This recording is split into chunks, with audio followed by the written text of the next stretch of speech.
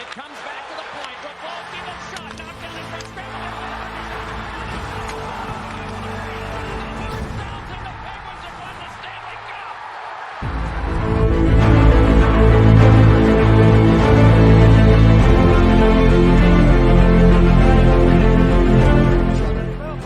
Any chance they get? The fight clock is brought to you by Mobile.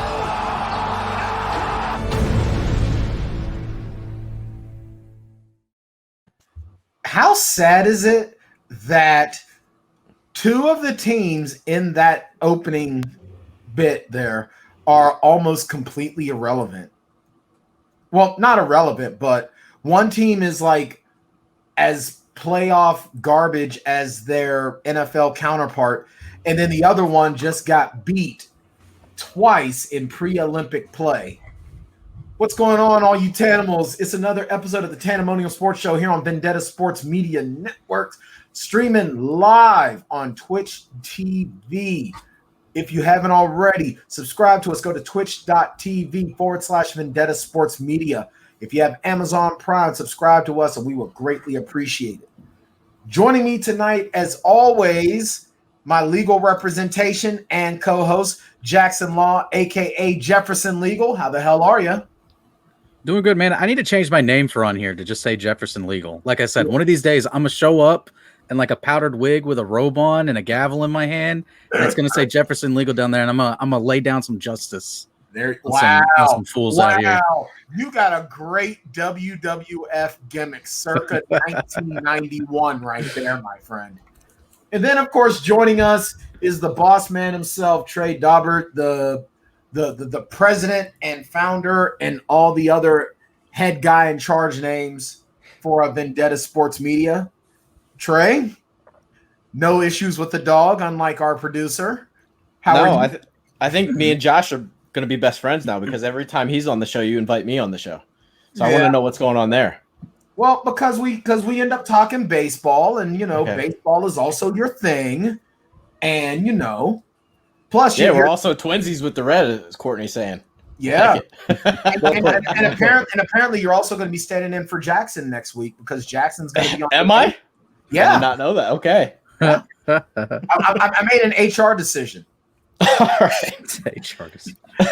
And then, of course, our special guest joining us monthly throughout this NFL season, talking mostly NFL, but also all things sports. My buddy, Pittsburgh sports media royalty, Josh Taylor. Also, fellow Shenley High School graduate. Josh, how the hence hell the red, baby. Hence the red. Got to hold it down. Right. No, it's good to be back and talk to you guys.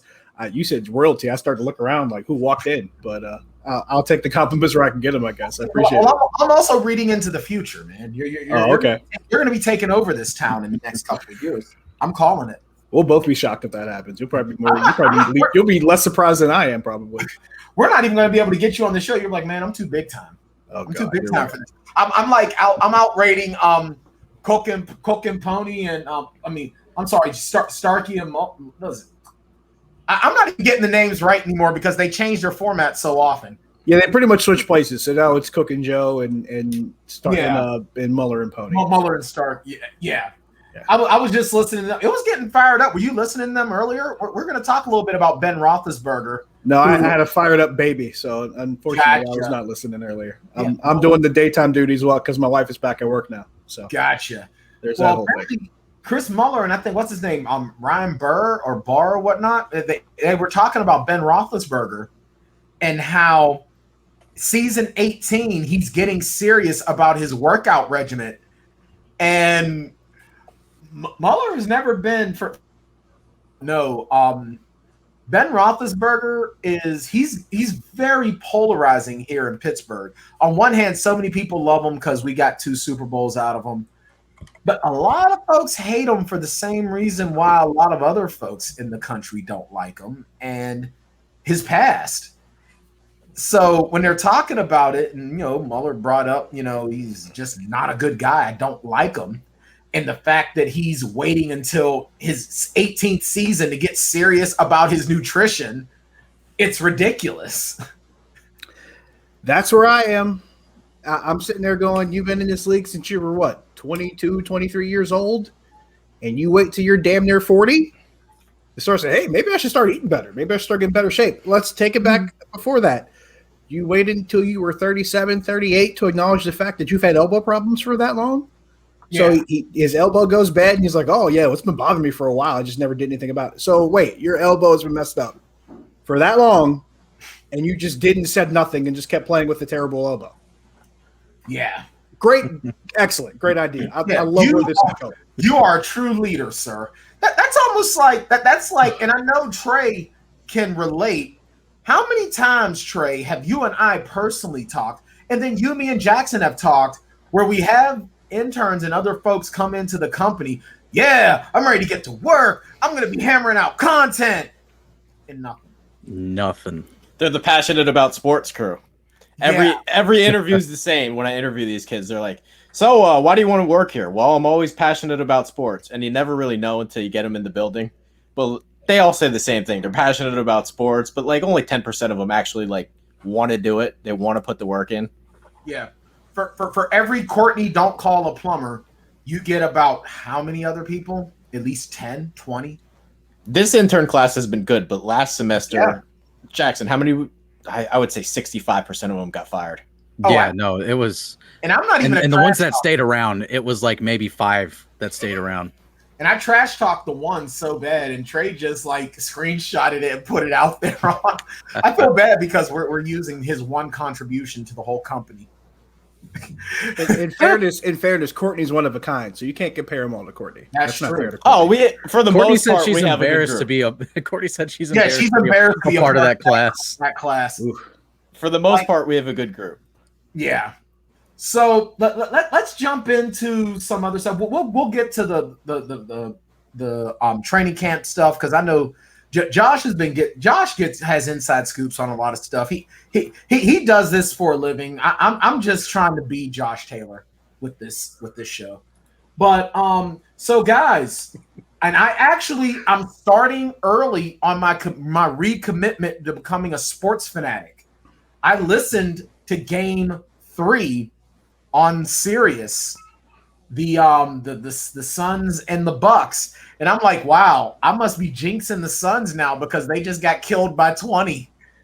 And Booker was just ice cold, completely flat. Chris Paul and DeAndre Ayton had to like try to hold that team together by themselves. Trey, looks like that apology from Courtney is this game any indication that Courtney will not be apologizing to one Jay Crowder, or was this just one of those games where the Bucks are here for a reason? I think Phoenix is still going to take the series, but this to me is like that Game 3 was almost that was a Giannis game. To me, like every time I watch Giannis, I'm like, well, he's not going to get any better. And then 5 minutes later, I'm like, okay. Like I feel like his ceiling just gets redefined every single night he's out there. I don't even know the words to describe him anymore. That game was a Giannis game.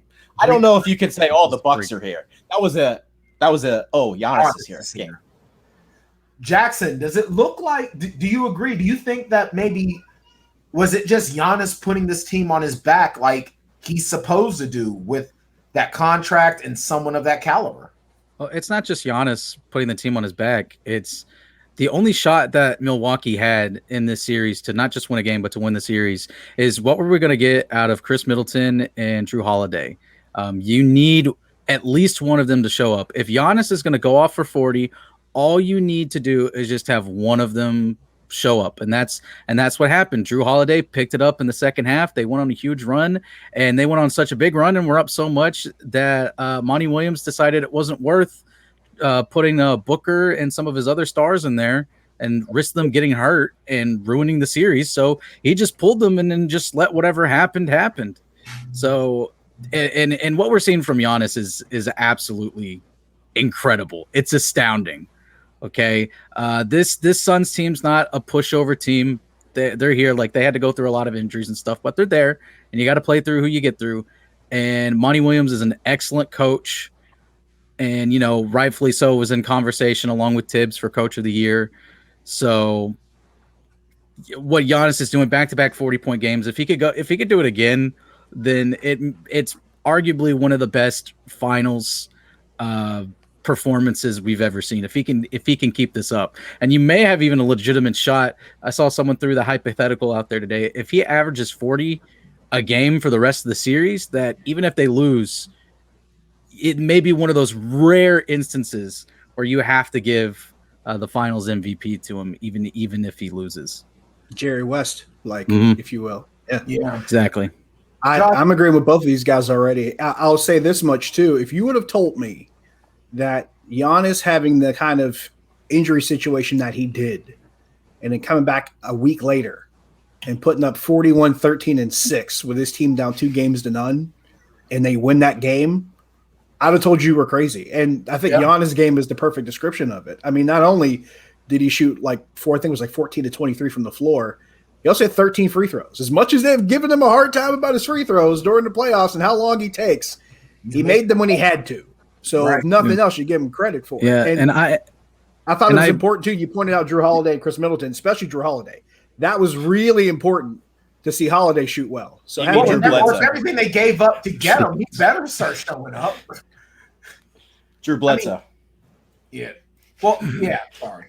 Well, so no, I make fun of him because he is Eric Bledsoe sometimes. Gotcha. So let me ask you. So Josh, do you think? I was thought you were meaning like Drew Bledsoe, like the quarterback before Brady was. So I'm going to ask all of you guys this. I'm going to start with Josh, and I'm going to go round table.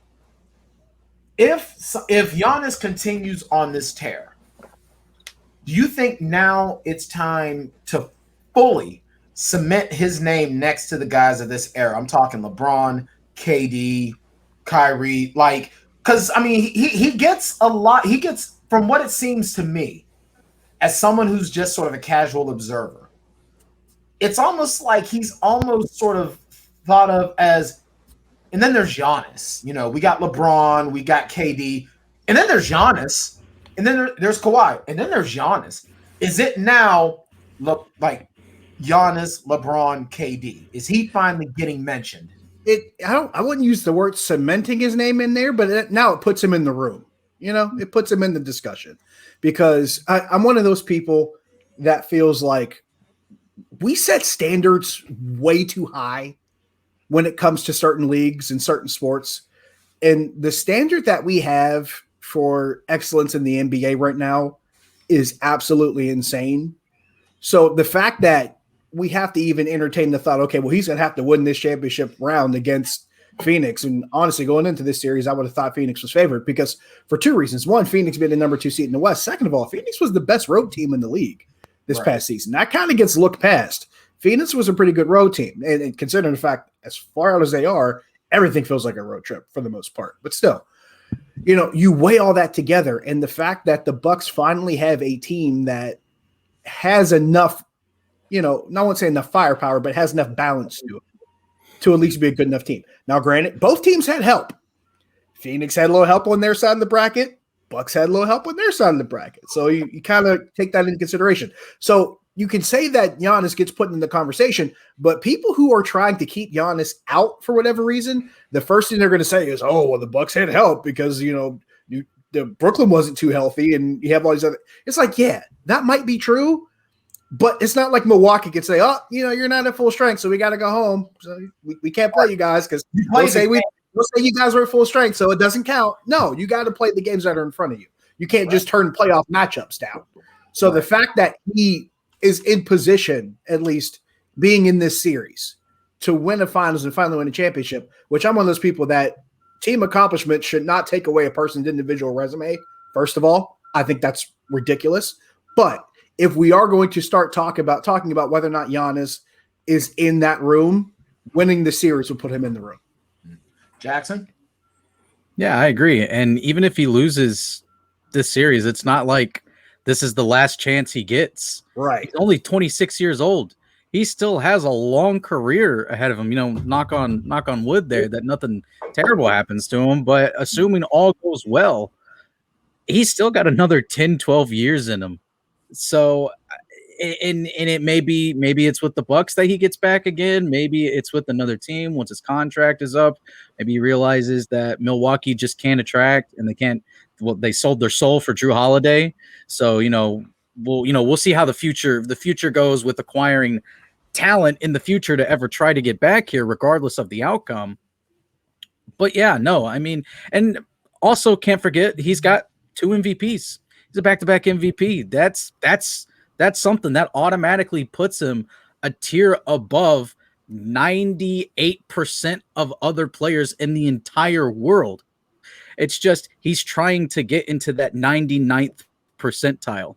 And because of the 2 MVPs, because of him playing in a finals all before the age of 30, right as he's getting into his prime, and you see him actively working, he's got the mindset where I don't think this is his final form. I think he's going to get better. There was an awesome video before the finals came out where he was just cutting up, shooting free throws with other guys. And his mindset, he's like, I've been here and I've been here. He's like, I've made game-winning shots and I've airballed free throws in clutch moments. And he's like, there's nothing I can do but just to move on. He's got the mindset. He's got all the physical capabilities to get better. So he's at that 98 percentile, but winning a championship, you can really start to talk that he can be put up there in that top percent with the LeBrons and KDs of the league. To your point, Jackson, here's what's scary. You mentioned the physical capability. His game can still evolve. Yeah. That's what's scary about Giannis. Still young enough to evolve. Right. At this point in his career, he's still young enough where his game can still evolve some. It can still change, and he can find new ways to be an efficient player. Yeah. If that happens, these playoffs, I've seen a new shot from him. I've seen him do a little post fade from about 15, 17 feet out. Yeah. And he's hitting it more consistently as the playoffs have gone on. I saw him hit it 2 or 3 times in game 3. That's a deadly shot. When you're as tall and as lanky and athletic as he is and can contort your body in a way to pull that off, that's impossible to stop. Doesn't matter who's playing defense on you. And that's scary if he can start hitting that on an increasingly consistent basis. Trey, or could we be looking at, as far as the Milwaukee Bucks, same question still to you with Giannis, could it end up being the second coming of Kareem in Giannis Antetokounmpo? I don't want to go too far because you guys kind of touched on it already. But like, Thank you. I sort of already view Giannis as like a top guy. Like when you're looking at the league as a whole, if you started over today, how many guys would you take over him? 1? Not many. 2? Maybe. Even that. I love. So like, that. I already view him that way. That's fair. Yeah, I hear you. And this is a good question. Do you guys see a potential position change for Giannis? And if so, what do you think he moves to? That sounds like a Budenholzer question, and we know he doesn't make adjustments. So, yeah. That's also holding him back right now. Is Budenholzer as his coach, and unfortunately, he'll probably stay his coach. Which is why they made it to a final. I think both those things are fair. I also think it depends on, and this is Jackson already knocked on wood. We don't know where his career path is going to go. His injury situation, how healthy he stays physically, all those things might come into play, because if there comes a time where something serious happens and maybe he loses a little bit of bounce, then maybe he probably becomes more of a 17 to 15 foot in guy. I mean, we don't really know for now. It's so easy to call, but when you have a guy that's so capable of evolving, like we've been talking about, that's what really leaves those possibilities open, I guess. And you know what? Let's stay with basketball for another few minutes before we go to our first break. Tanndemonium Sports Show is brought to you tonight by Monkey Knife Fight. Go to monkeyknifefight.com. If you haven't done so already, go there, set up an account, use our promo code Vendetta, and they will match you dollar for dollar up to $100 on a bet. And as a matter of fact, they put something up on Twitter. Go to Monkey Knife Fight's Twitter account, and you know that there's asking, can Giannis break through the projection that Monkey Knife Fight has for him? Check it out. You can use Monkey Knife Fight if it is legal in your state. Unfortunately, Jackson and I cannot, and neither can Trey. Anyway, Team USA men's basketball. Whew. First, they get beat by Nigeria. And Coach Pop is like, I'm glad this happened. It was a learning experience. And Australia's like, hey, Nigeria can do it. Well, good day, mate. We'll do it too. Trey, is this Team USA among the biggest disappointments of the last couple of years? In fairness, the real games haven't started, but it's still a joke. Like Matisse Thybulle's out there, like he may as well be a max player at this point. Patty Mills killed them. I know about death by Patty Mills. I'm a Grizzlies fan, and Patty Mills is a Grizz killer. Patty Mills is a free agent this offseason. He's going to get the bag. Is anybody else pointing out or the thing that's kind of sitting in the back of the room that, two former Pop guys have caused this team to have some issues? Mm-hmm. Mike Brown's a former Pop guy. Patty Mills is a Pop guy. There's something to that, maybe. There's also something to the fact that this is something that I think not only USA basketball, but USA basketball fans need to remember. Basketball is a global sport. We just spent a segment talking about Giannis. Just remember that part. Yeah. So it should not surprise us that every once in a while, they're not facing Angola and beating them by 60. This ain't the same. This ain't the same group. You know what I mean? So we got to remember that basketball as a whole has evolved around the rest of the world. Remember, there was a time when Argentina was a team that no one can touch.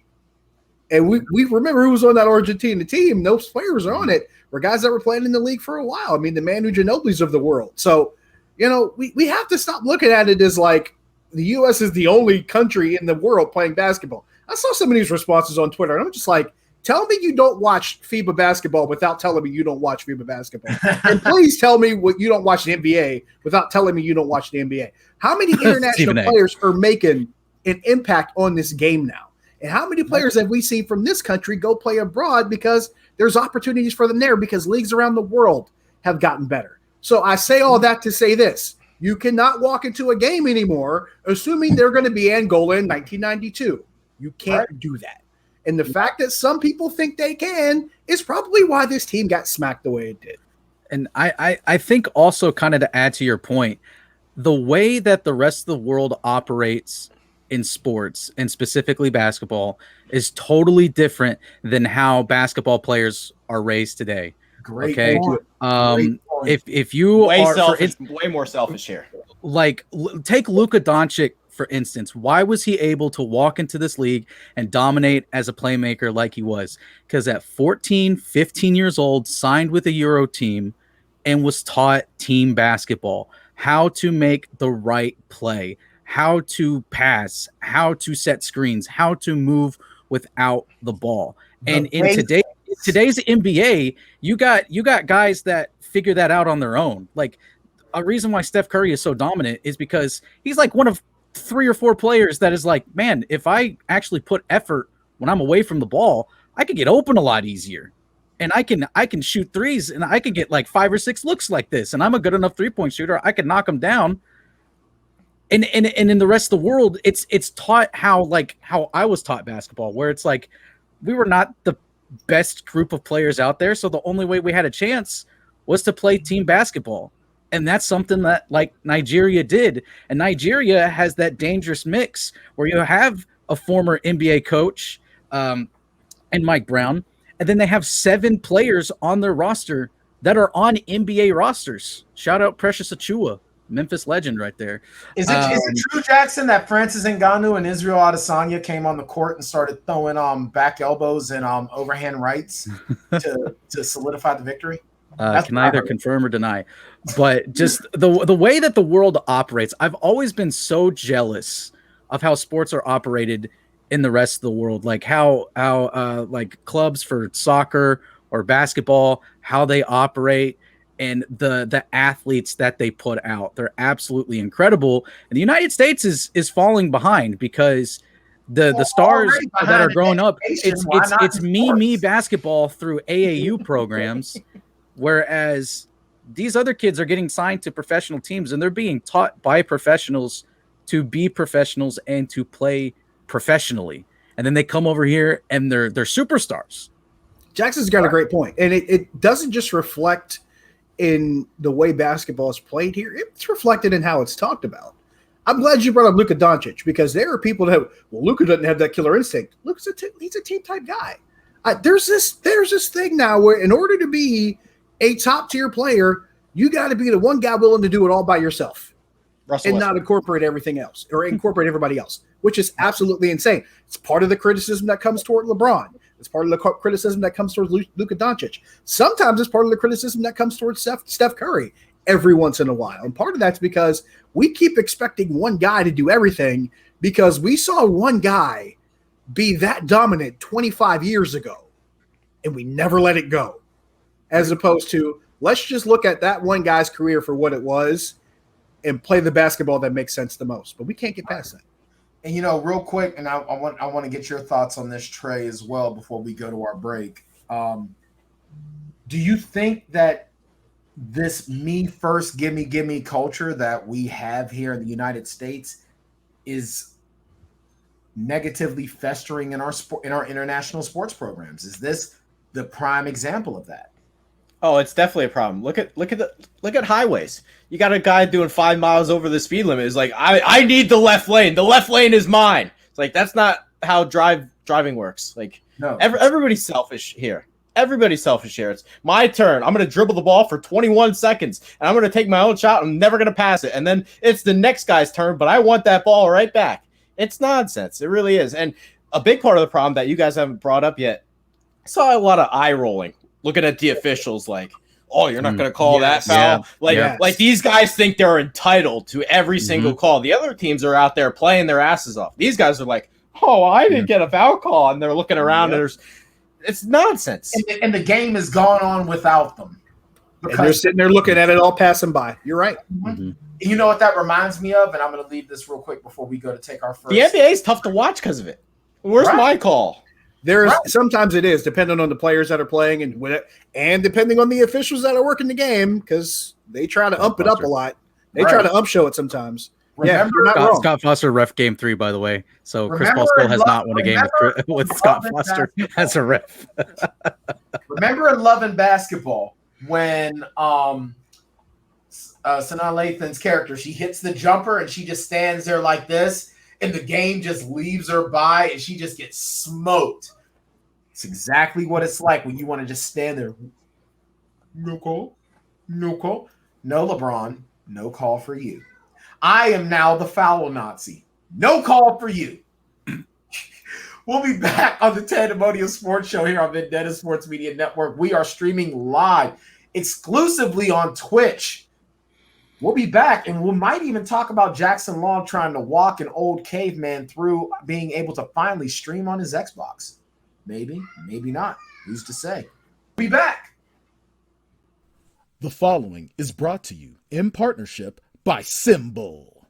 Symbol is a new sports marketplace where you can trade shares of professional teams like stocks. You love sports. You interested in fantasy sports without the weekly annoyance of fantasy league upkeep? Then Symbol's the app for you. With Symbol, fantasy sports is going to a whole other level. How it works is simple. You buy Symbol shares for your favorite sim teams on the app. When your sim team wins, you get automatic cash deposits, and you don't lose any money when they lose. That's it. So if you follow trends across football, basketball, and baseball, and you think your team is a sleeper, simply invest in your favorite sim teams on Symbol and watch your virtual portfolio prove you right or wrong. And if you want to get in on the action right away, Vendetta Sports Media's got you covered. Go to symbol.app/Vendetta and use our exclusive promo code Vendetta, and you'll get a $10 bonus when making your first deposit. Symbol, taking fantasy sports to a whole other level. We're back here on the Tanndemonium Sports Show here on Vendetta Sports Media, streaming live exclusively on Twitch.tv. If you have Amazon Prime and you are watching us, thank you so much. If you wouldn't mind, hit the little subscribe icon up there. We really, really appreciate it. All right, gentlemen. Lord Stanley's Cup is remaining down in the crazy state. Tampa Bay Lightning took it to the Habs, 4-1. Could we be seeing the start of a dynasty hockey guy, Trey? They do have some cap issues, so I don't know if they can really maintain it. I just thought this Stanley Cup was garbage. I hated the fact that Montreal was in it. I didn't watch a single second of it. Like, even the mayor of Tampa was like, well, let them have game 3. Let's celebrate at home. It's like, the fact that they're saying that before the series was even over shows how ridiculous this cup was. The only good part about it was Nikita Kucherov wearing the $18 million over the cap t-shirt while he's celebrating. That was the highlight of the whole cup. I can't even argue with that part. I'll say this much. To answer the first question with the dynasty aspect of it, I could make the argument that if there was going to be a dynasty in Tampa, it probably should have started already. Because there were a couple years before this back-to-back run where people looked at Tampa on paper and they were like, this is the best team in this playoffs on paper. And that's been a couple years now. It was to the point where, this past season, I'm sitting there going, yeah, Tampa can win it, but they haven't really done it yet, having that full gamut to run through like everybody else is used to, going through the full season, going through the full playoffs, because, people are going to say, what about the Astros? Because, they won the first one because they were in the bubble, and then this one was a shortened season. They still haven't gone through that full season and full cup run yet. So someone might make that claim.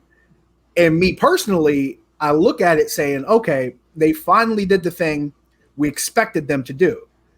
But it's hard to really call it a dynasty until we see what they can do when they start the season back up, when it's supposed to start, play the season through like they're supposed to play it through, and get through. We'll see it what the salary cap situation is like, because Trey points out a good point. Then they got to go through this entire thing again. And I'd like to think they probably wouldn't face Montreal a second time, because let's be honest, if not for the Leafs, Montreal's not there. So if it was a normal playoff bracket, they would have made the playoffs. Exactly. So when you cycle it back around and have the slate clean, everything starting ceteris paribus, then let's see what Tampa does. And then maybe if they do it a third time, we're saying, okay, now they're in dynasty territory. But it's so hard to do it right now just because of the circumstances surrounding back-to-back Stanley Cup wins. You can't argue with it, because it's going to be, their names are going to be etched on there regardless of how we feel about it. And they're going to be etched on there in back-to-back rings right there next to each other on the cup. But at the same time, can you look at it as a dynasty if they're not able to do it with things, as normally expected as they should be? If I had to pick a team that's most likely to become a dynasty, I would pick Colorado. That's fair, because they're good and young. Colorado was, and they were real close. They were, when we were talking hockey. They're very young. Yeah, they're a young team. They performed relatively well. Yeah, they lost, but they performed well in their series. That was a Vegas choke job. Like, Vegas is very good. Mm-hmm. They should have never lost to Montreal. I would agree Colorado, with that, when those guys get into their primes, like Cale Makar is like 21 years old. He's an alien. They're going to be disgusting. That would be my pick to be the dynasty coming. And I'm a Nathan McKinnon guy, so I'd never bet against Nathan McKinnon. And by the way, Nathan McKinnon, I believe, is a Nova Scotia kid, and he hangs out with the other popular hockey player that's a Nova Scotia kid. So there's that whole thing too. Maybe that'll rub off. Jackson Long, anything to add? Hockey guy Jackson. Nah, not really. I played on ice. I need to. I'm gonna be paying more attention. Like I said, I plan on going to some Preds games, because I've got family that's super rich and is a minority owner in the shout Preds, out Pekka Rinne. You haven't tried that already? Wow. There's yeah. Well, I mean, I just never really got into them, and then COVID last year, so it's really couldn't while I was. Isn't it great that we can here? blame every shortcoming on COVID? Yeah, I was gonna do my homework, but COVID. It's like the Thanos snap. Like 2020 pretty much got washed into the void because of it. Yep. Pretty much. All of our plans of 2020 were like, I don't want to go. I don't want to go. But next season, I'm excited, because when we go to Vegas, I'll go to my first ever hockey game. And then as the season goes on, I know my wife's aunt is going to want to go to Nashville to go to some games. And she's already said it's cool that I tag along. So I'll get to sit in the box, have me some nice food. I'll be able to watch it in comfort. That's the way you do it. If I had that opportunity, I would have jumped on it at first chance. It's just and I've had the opportunity to watch hockey games in a box, because in the old igloo, the old Mellon Arena days. My dad was working at Westinghouse, and Westinghouse had a corporate box, and my dad would take clients there, and I'm like, I'm in, and I'm there in the corporate box eating a whole bunch of food that I had no business eating, watching a hockey game and having the time of my life. And I was like in middle school, maybe even not in high school yet. So fantastic times. All right, let's transition to Major League Baseball a little bit. Let's talk about an individual who works for the dreaded four-letter network that is despised around the Vendetta offices. Mr. Stephen Aloysius Smith decided to It actually works in this case because it's So that's what the A stands for. Drop the Aloysius on us. Wow. So Stephen A has really just been kicking himself in the face this week. But let's start with what he said about Shohei Ohtani, who is really, and I heard it today on Cook on 93.7 The Fan, who was saying that if anyone was curious about what it was like to watch Babe Ruth play the game of baseball, watch Shohei Ohtani, because that's the closest thing we're going to get, because we didn't see anyone with the pitching talent and the pure hitting talent, unless you saw Steve Nebraska play, but that was just a movie. He is the starting AL pitcher and also leadoff hitter in the All-Star game. And they made special concessions for him in this All-Star game, too. You know this guy is the future face of this league. Like, Mike Trout, you're cool and all, but you ain't throwing mid-90s fastballs, striking out cats with a sub-4 ERA, a sub-3.5 ERA. And then dropping 500 feet bombs the next day. Yeah. I mean, he right now he leads the majors in home runs with 33, posting a 3.49 ERA. But he also doesn't take batting practice.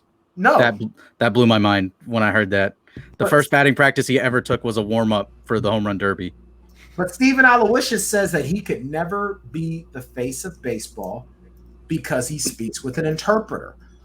Josh, what is this old school WWF mindset?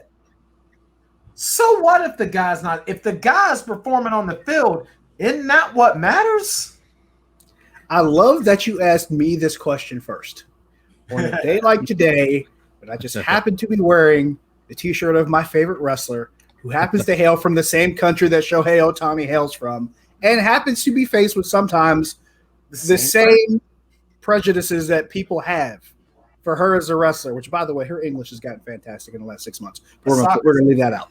Hashtag soccer rules. I'm an Oscar guy, so it's just how I roll. Sorry. But to your point, when I hear people say stuff like that, or to that degree, I have to remind them, there are movies that are made in this country that are seen around the world. Mm-hmm. Like all the Marvel Cinematic Universe movies are seen all around the world. And you know what they have to do for those movies? They either have to dub them in other languages or have subtitles. Why? Because everybody around the world doesn't speak English. So for us to just assume that in the sporting world, life is completely different and people don't need things like interpreters or other things like that, not only is it closed-minded, it's really just dumb. I don't know a better way to describe it, because calling it like stupid and asinine, it's like it takes too much effort. This is like basic dumb. Just dumb. This is just, I don't want to acknowledge anything else that's happening around me, because clearly I live in a world where nothing else other than what I experience exists. And if you're that person, you're just dumb. There's nothing else. There's no other way to describe it. Not to mention the fact that we have so many players, and not just the game of baseball, but in basketball or even in hockey, there are players who English is not their first language, but they have been really good, dominant players. And they have been exciting to watch in their respective sports. And the way you just laid out that the only thing we've seen close to Major League Baseball in Shohei Ohtani was the career path of Babe Ruth, I had to think back to it. I'm like, you only get to see this pretty much in everything below Major League Baseball. College baseball, you might see a pitcher that can hit every once in a while. There's a handful of them that play in college baseball, but for the most part, it's still kind of sparse. you get to see something completely different in this game. I was trying to think of the last, really big name player that people got this freaked out about for an All-Star game, and Hideo Nomo came to my mind. Oh, remember when Hideo Nomo showed up in the mid-90s and everybody's like, we got to watch this guy pitch. And Hideo Nomo got to that All-Star game, and everybody wanted to see Hideo Nomo on that mound to see how he would fare against the hitters in the other league. Bro. Everybody wanted to see it. And now you get to see that, not only on the mound, but also at the plate. Who says no to that if you're a baseball fan? Stephen A. Smith says no to it. That's because he says no to baseball. And does he really watch every sport? Are we really being honest with ourselves? He's got interns. Right. And if you actually truly love the game of baseball like I do, who says no to seeing something like that happen in front of you? This is literally once in a lifetime. Because how many people are alive right now that remember Babe Ruth playing? Not me. This is I'm literally once in a lifetime. This is not Rock versus seeing it twice in a lifetime. This is once in a lifetime. Right. Why would you not want to be encouraged or energized or excited to see something like this? It is so short-sighted and dumb. Trey, you're a baseball guy by profession, other than, Vendetta. I guess former profession. Former. Yeah. What are you, I mean, obviously, I'm sure that when you're told to scout for players, you're not getting told, but only get the guys that can speak English because, got to keep the status. We got to keep the status quo here, guys. Well, the Baltimore Orioles kind of do that. Yeah, but they're the Baltimore Orioles. They don't sign international free agents. They don't believe in that. Oh, okay. Which is why, if you've noticed when you look at the Orioles farm system, those guys don't come through the system. There's a reason they don't sign them. Gotcha. Wow. And there's a big reason why they stink. Yeah. Jackson. I learned something today. Wow. Yeah. I mean, and like I listened a lot, and there was a lot of people trying to come to Stephen A's defense and talking about it's not good for the league, and for baseball overtime, it's he needs to learn English, he needs to do this commercials that he could be in. First off, Major League Baseball is not smart enough to market Shohei Ohtani the way that he should be marketed, okay? So you can just toss that argument, that defense out the window because they're not. Way out. They screw it up with the guys who speak English. They can't even market exactly. those Like, guys. where were all the commercials besides one Gatorade commercial where Mike Trout just swing a bat? That was it. That's all I saw of Mike Trout. And I only knew it was Mike Trout because I know who Mike Trout is. If I'm even less of a casual than what I am at following baseball, I would have had no idea who that was because they didn't his name wouldn't pop up there. Like Mike Trout, the Angels. It's just a white dude swinging a bat. And right here is the apology letter. I was gonna put up the actual video of Stephen A. being an idiot, but my brain can only handle but so much stupidity. So this is what Stephen A. had to say. Let me apologize. I was gonna try to do this in a Stephen A. voice, but I don't want to. Yeah, let's not and say we did. Yeah, let me apologize right now. As I'm watching things unfold, let me say that I never intended to offend any community, particularly the Asian community, and especially Shohei Ohtani himself. As an African American, keenly aware of the damage stereotyping has done to many in this country, it should have elevated my sensitivities even more. Based on my words, I failed in that regard, and it's on me and me alone. Ohtani's one of the brightest stars in all of sports. He's making a difference as it pertains to inclusiveness and leadership. I should have embraced that in my comments and said I screwed up. In this day and age, with all the violence being perpetrated against the Asian community, my comments, albeit unintentional, were clearly insensitive and regrettable.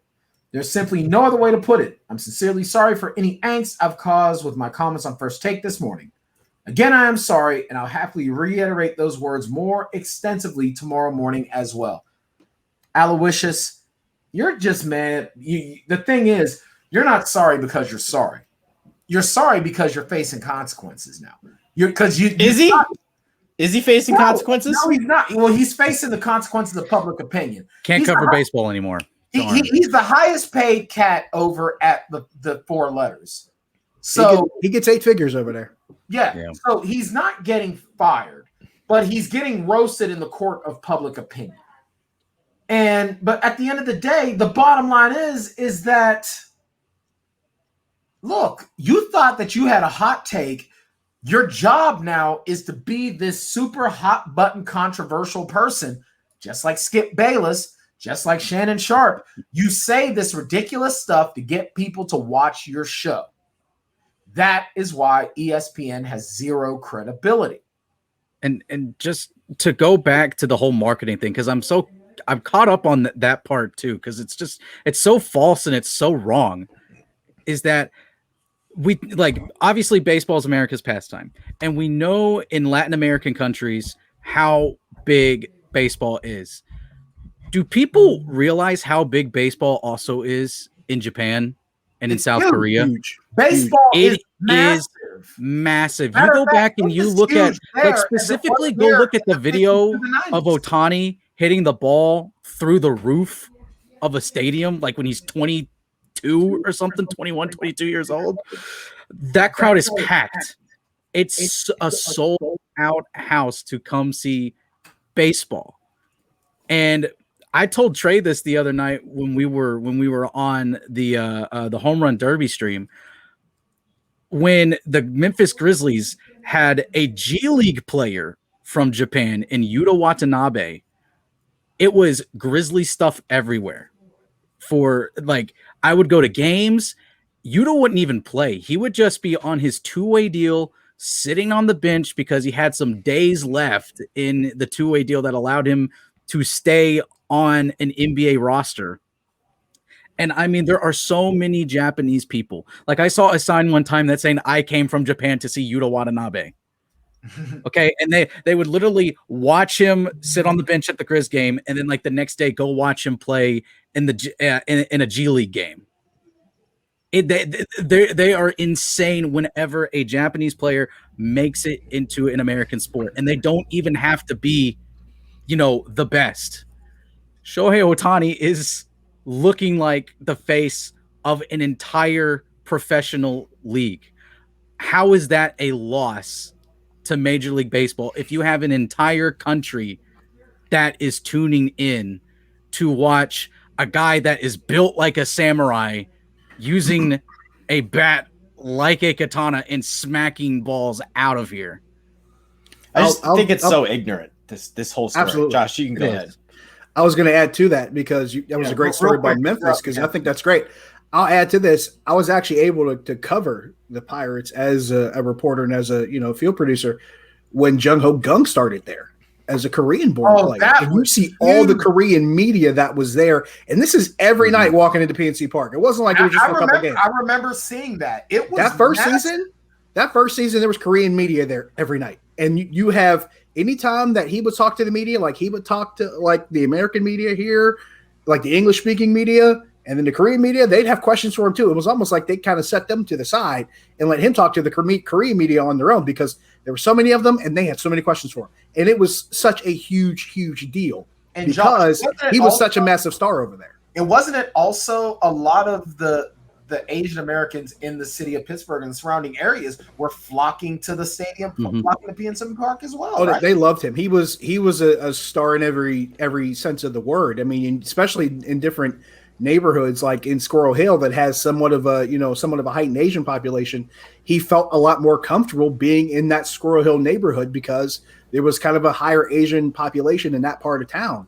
And he made a lot of friends there. It was just one of those things where you have that when you finally have something, that kind of representation, you're going to flock to it. And it's wild because you'd figure as an African-American man, seeing representation being so important to your own community, why would you couldn't take it? You could not take it, compartmentalize it, and empathize with another community trying to achieve the same thing. It just that failure to elevate is what bothers me the most. And real quick because we're up against it, and I still want to put a lot into our third segment.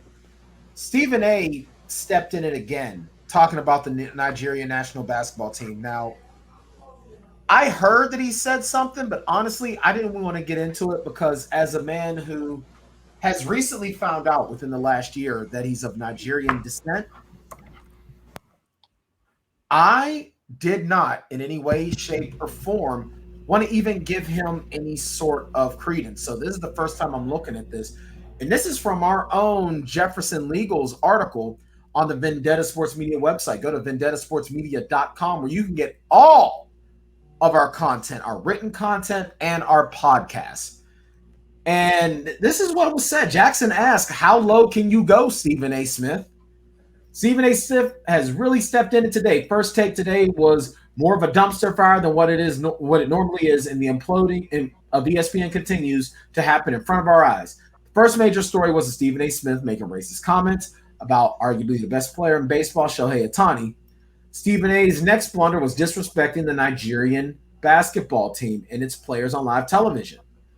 Now, Jackson, what exactly, since this was your story, this is your baby, what did he say against the Nigerian national team?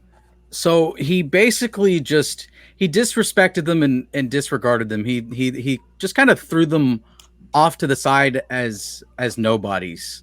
And well, first off, like he was really mispronouncing the names, and I even admitted in the article that if I was in that situation, I would have absolutely butchered them. I butcher like regular American last names because even though I have a master's degree, I feel like I'm illiterate and stupid sometimes. I can't even say Kumpo, so see, I can say his name. See, I can learn. That's the thing. But Trey wants to do the show where I want to have a game with you two to see who can pronounce the most names correctly. I would lose 100%. If we're doing brackets, I'm out first round. I'm an 8 seed. It sounds like the Charles Barkley "Where does he play?" game. In which case, I'm in. I want to see this happen. But Stephen A. just starts naming off these guys, and like I said, Nigeria have 7 NBA players. A lot of them get good rotational minutes in the NBA, and there's only so many NBA jobs, and there's how many millions of basketball players around the world that play professionally that would love nothing more than to be on an NBA roster, and they're the ones chosen to do that, and they're in that situation. And not only that, but it's just the way that the Nigerian basketball team and a lot of other native Nigerians or people with Nigerian descent took it was they were also disrespecting the culture in the way that he disregarded them as basically second-class athletes, when that's 100% not the case. I heard someone was talking about it today, and the way that other African nations supposedly view Nigeria is that like Nigeria is top dog when it comes to athletes. Anytime there's basketball camps put on by the NBA, you always have Nigerian players that show up, and they're showing up everybody that's there, and it's players from across Africa coming in.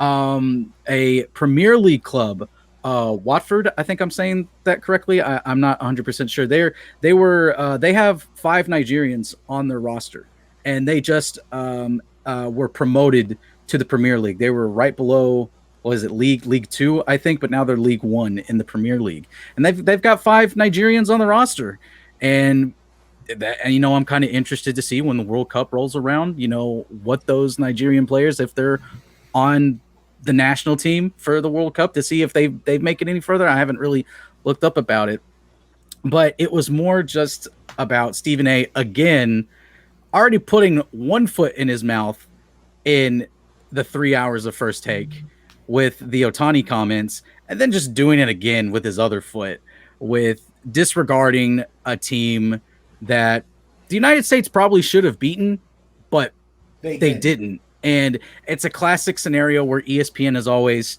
blaming the failures of the loser and not the accomplishments of the winner. And hindsight's 2020, but Nigeria looks good because they handily beat Argentina the other day. And Argentina was the 4th ranked team that qualified for the Olympics. If you ranked in the rankings of all the teams that made it to the Olympics, United States was 1, Argentina was 4, and Nigeria spanked them both.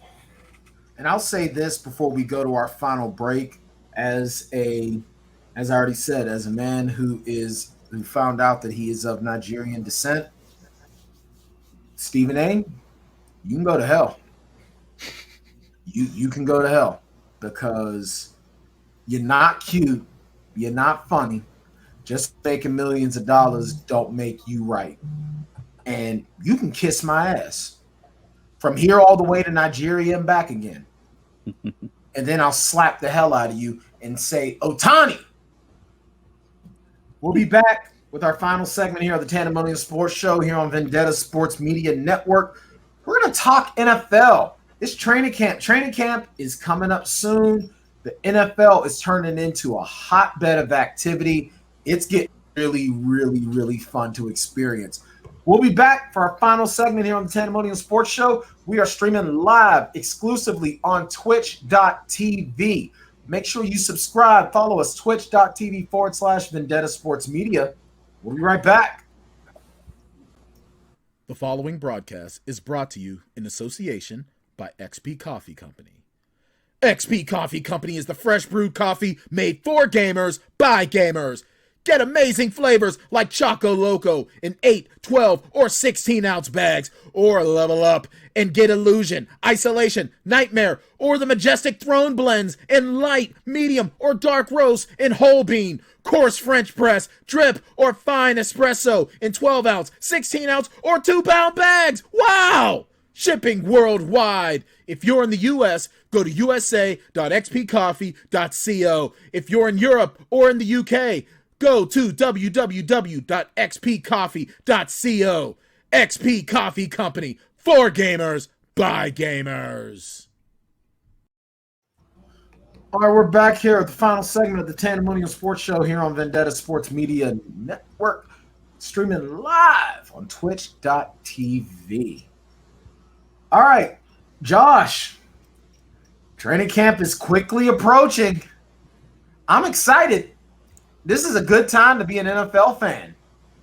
I'm starting to get the emails already for work and where we're going to be and what the protocols are going to be, because they're doing a little bit different this year for the Steelers. And this is one thing that's kind of odd when you want to talk about training camp. The Steelers were not approved by the NFL to have training camp at St. Vincent College like they've been having for decades. So now they're actually having it at Heinz Field, which is kind of a different scenario. So that's a little bit weird, but that's also going to be more costly because now they're going to have to pay even more money for grounds crew. Well, I mean, they have a maintenance crew on staff, I believe. So I mean, it's probably not, the thing where they're trying to pay them per day because they have guys that work there pretty much all the time. But it is going to be a little bit different because instead of having the guys in the dorms, being in the facilities where they can walk down with their helmets and their jerseys and their pads on, it does kind of change that dynamic. But yeah, we're to that point where we're getting ready to see what's going to happen at practices, and we're gearing up for preseason games, which means I gotta be ready to roll here because we're being a CBS affiliate. We're pretty much a flagship station, so we show the majority of the preseason games, the lone exception being the Hall of Fame game because that's a nationally televised game. But we're getting to that point where it's time to gear up and start getting that, I guess, the dry run in, if you will, as far as football game day, because it does take up the whole day as far as a full day of football coverage. But also as a fan of the game, you can't help but be excited because we're almost at that point where it's a full training camp, it's a full season, and it's back to where things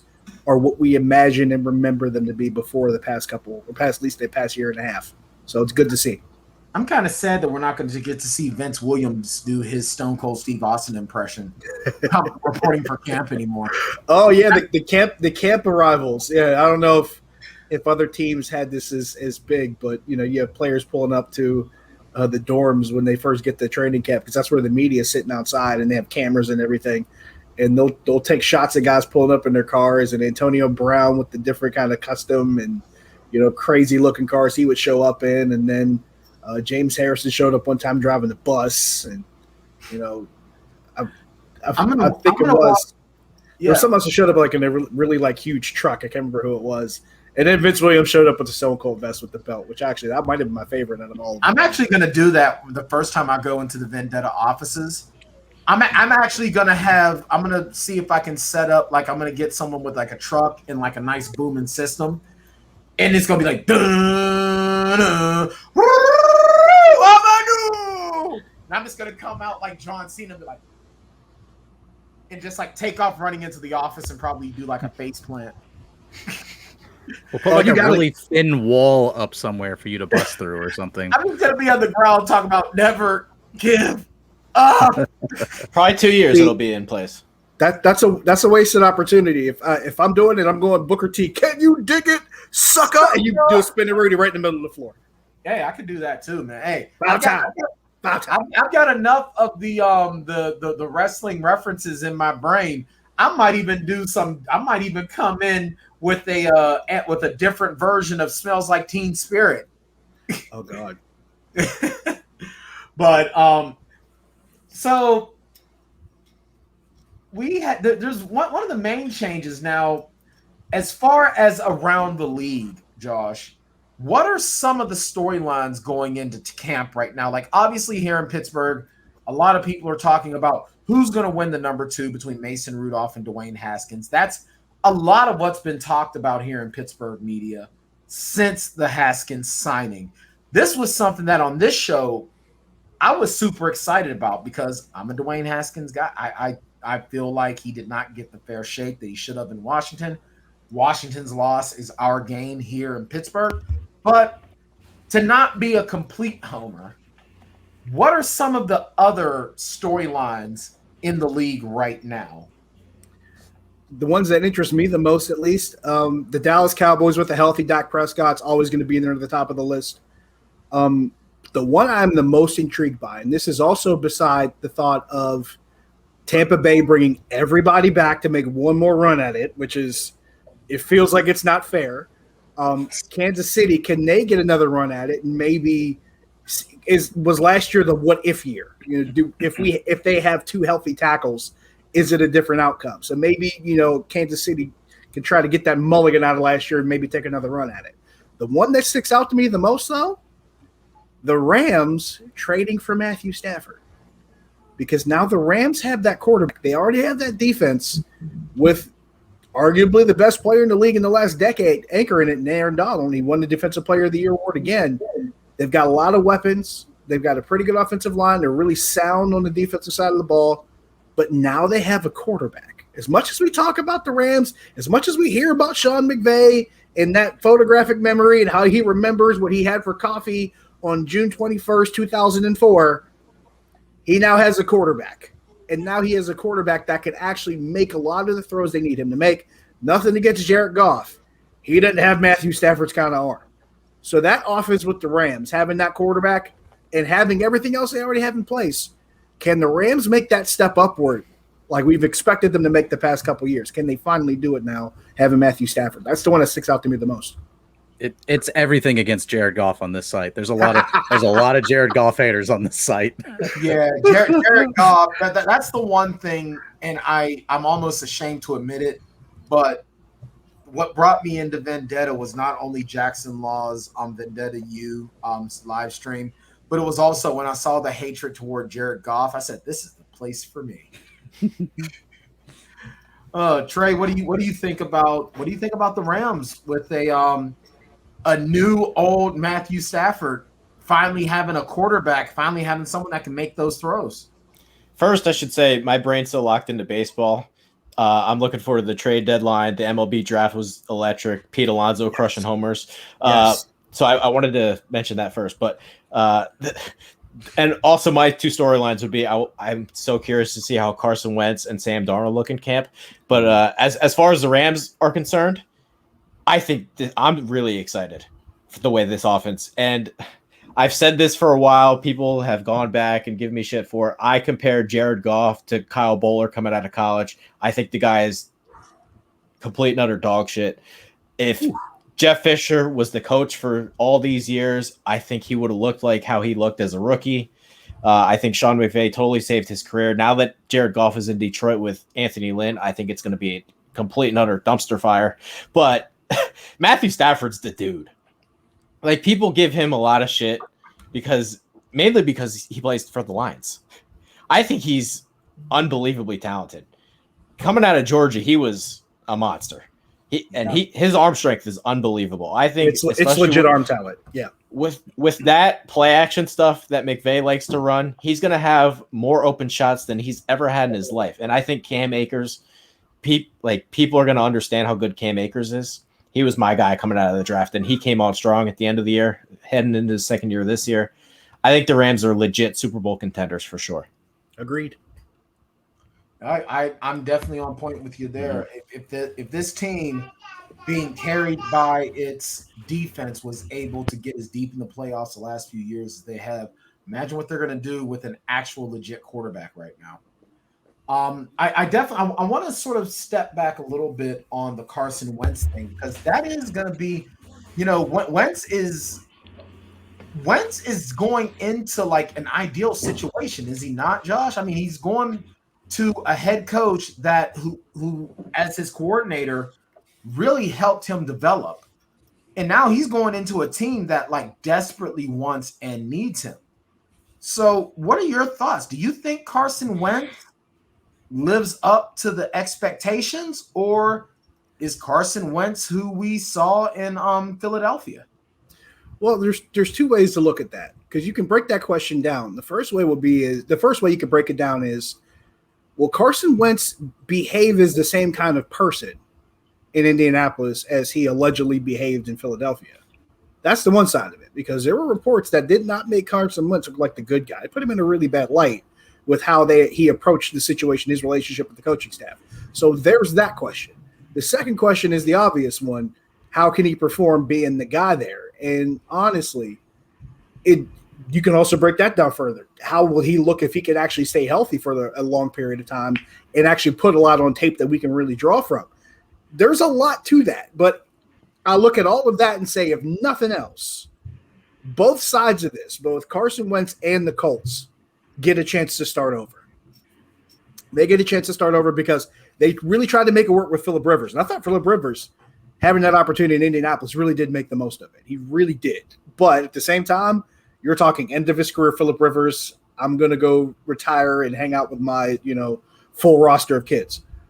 But now they get a chance to start over. They get their chance, franchise quarterback, because Andrew Luck in that situation and how he left football so abruptly, they kind of had to cleanse the palate with the franchise QB for the second time in a decade. Now they can cleanse the palate and see how this goes with Carson Wentz. They get a chance to start over. He gets a chance to start over. Everything else after that, I'm curious to see how it goes, because that roster in and of itself had holes for so long, but it feels like they're trying to fill them because now they actually have sound management running that roster. So maybe now with a more sound management team and having a roster that's more well-rounded, maybe it looks better so Carson Wentz doesn't have to be the guy having to do all of it by himself. Jackson, your thoughts? Yeah, I think the biggest thing, the biggest quality of life upgrade that Carson Wentz gets is that offensive line. And I think that is going to help him stay healthy. He's going to have a comfortable pocket to throw in, or at least more comfortable than what he had in Philadelphia. He's actually got some receivers. He's got a head coach that knows what he's doing. He's got a run game, and he's got a defense. So I think he's got a great shot. And kind of like what Josh said, they played well and they got decently far with an old Phillip Rivers. So I think you get a rejuvenated Carson Wentz, and I think this team could make noise. Trey, do you see the Colts making some serious knocking on the door in the AFC playoff race? I think the Colts are the clear-cut favorites in that division. I would hammer that division bet right there. Agreed. I think Carson Wentz is going to be awesome this year. And as much as he didn't play well at all last year. Every single day that guy drove to the stadium, his fans didn't like him. They wanted Nick Foles. They drafted basically his replacement. And why am I drawing him? Frank Reich was the mastermind of that offense. Like, he was really the guy calling up the plays during that Super Bowl run. So the only thing I'm actually worried about with the Colts is they don't have an A.J. Brown. They don't have that true number one receiver. But other than that, I think Carson Wentz is going to be awesome. Their defense actually is very well coached. That Eberflus guy, a lot of zone coverage, and those dudes fly. I love that offensive line. Yeah, their offensive line's very good. I think they're clear-cut favorites in that division, or they should be. And and we only have a few more minutes left. but I kind of want to go really, really quick with it. How do you guys think Joe Burrow bounces back? Personally, I think that Joe Burrow, now he's got, the clear-cut number one receiver, guy that he's got chemistry with. They played together through college. Yeah, that's good and all, and Josh, maybe you can, speak to this a little bit better because my knowledge is escaping me. Have the Bengals been working? How hard, other than the draft, how hard have they been working in this offseason to protect their young franchise quarterback to make sure that he doesn't go down again with such a gruesome injury? Well, they didn't draft a tackle in the first round, and that caught a lot of people off guard. They drafted a receiver, like you mentioned, out of LSU. Mm-hmm. Now, here's the thing. The Bengals feel like they've had their not necessarily long-term, but they feel like they have their solutions on the offensive line, specifically at the tackle position. They feel like they had them in-house. So they had those guys already in place. Those guys are going to get promoted. They're going to start on either side of Joe Burrow. So that's from the personnel standpoint. They feel like they have their guys there. They also have weapons. So all those guys on the offensive line have to do is they don't have to be stellar. They don't have to be all pro level. They just need to be good enough. If they could be good enough for Joe Burrow to find some of those weapons that he has, T. Higgins is no slouch as a receiver. You draft a rookie that's pretty good. Tyler Boyd is still there, who's still pretty talented. They got some weapons on offense that they can make things work with. So they don't have to be – that offensive line doesn't have to be world beaters. They just got to be good enough to keep bodies off Burrow to find what he needs to throw the football and he can let it go. And we know what he can do when he has the opportunity to throw the football. Plus, they brought the offense that worked so well at LSU. They're bringing that there to Cincinnati, and they're going to work this whole thing around him. So the fact that they have the weapons to make it work and they have at least a line that which may – while it might not be the best that they can find, it might just be good enough to make this whole thing work. And they can probably upgrade it over time. Trey, which of the rookies in this draft class has the biggest impact on their team? Ooh, that's a good question. Let me talk about the Bengals while I think about it. I didn't mind the decision to draft Jamar Chase, actually. Jonah Williams hasn't been healthy. He should plug in at one of the tackle spots. They signed Riley Reif in the offseason. So I honestly didn't mind the decision. And the way that Justin Jefferson plays as a rookie, Jamar Chase caught 20 touchdowns and was better than him in college. So you think you're kind of getting a star there. In terms of the impact rookies, wow. I think I'm going to go Jalen Waddle. Just like initial first season, get the jump out of the gate sort of thing. Right. Miami, this wasn't talked about. Everyone seems to just, the quarterback's not playing well. Well, he's a rookie. They needed weapons bad. Mac Hollins was a starting wide receiver for the Miami Dolphins last year. Philadelphia cut him. And we've talked about how bad Philadelphia's wide receiver room is. He didn't make their roster. Mac Hollins was starting for Miami. And Philly couldn't keep receivers on 2 feet for a year and a half. So there's that too. Oh, they were signing dudes that worked at Denny's the week before. It was a literal mash unit in Philly with wide receivers. Jalen Waddle is a total freak show. Like, we talk about fast guys. He's Tyreek Hill level fast guy.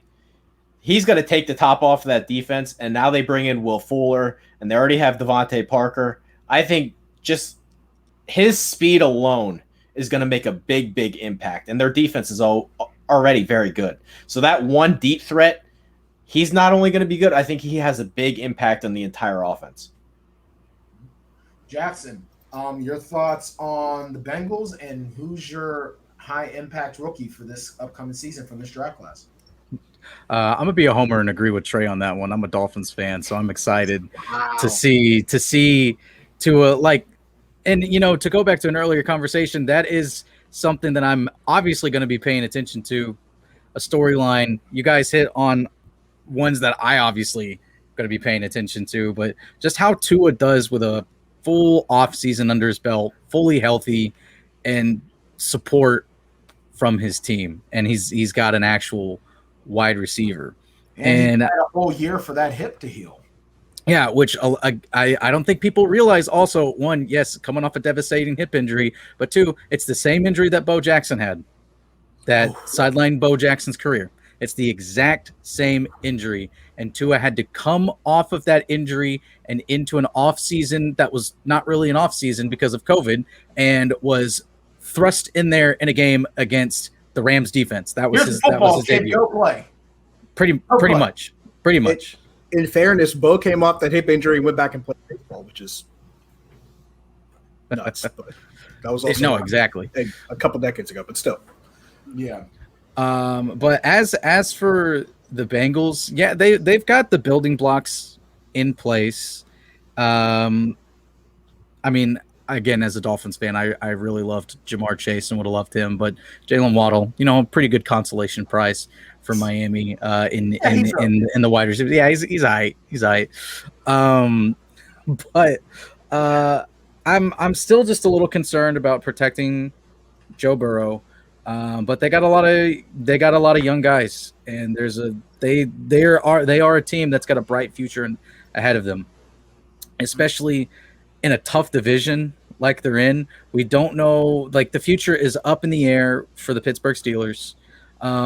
The Browns are such wild cards. You don't know what you're going to get from them year in and year out.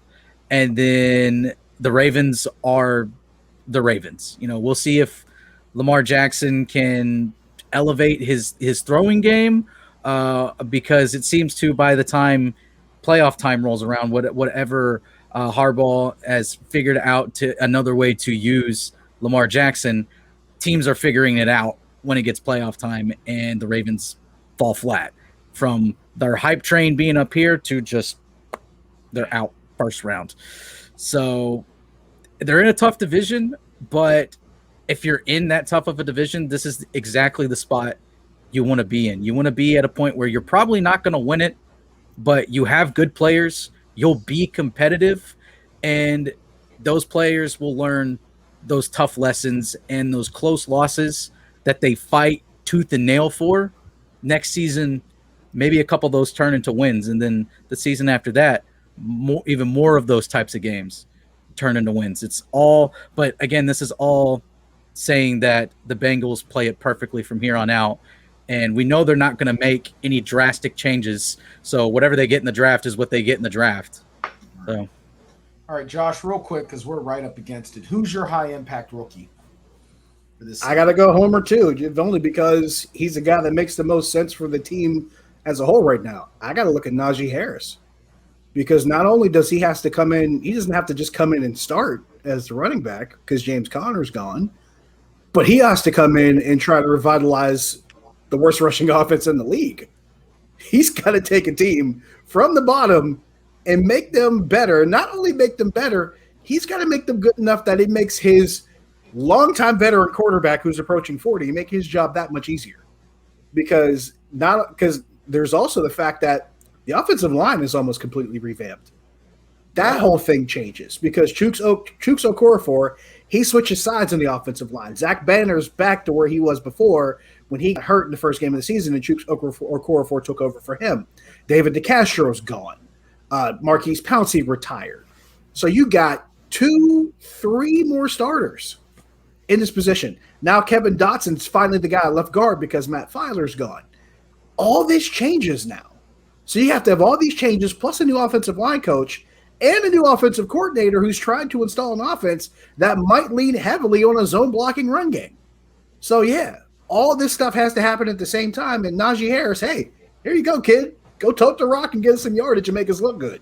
So I'll go Najee Harris for the Steelers because if it works out and everything comes into play and it all comes together, he'll look even better than he did before he walked in the door. That's definitely a great point. You said everything that I definitely would say, so I'm actually going to go – what is that kid's name? Kyle Pitts. I think Kyle Pitts in Atlanta is going to be huge. Just historically, the rookie tight ends haven't been the best right out of the gates. That's the only reason why I didn't pick him. Right. And he's in Atlanta. Yeah, and he's in Atlanta. You're right about that. But I just had this feeling, Matt Ryan, he's got to do something. This is a guy who came into the league with so much hype on him. And then after that Super Bowl loss to New England, it's just been in the dumper every single year. And it's unfortunate because the guy is very, very talented.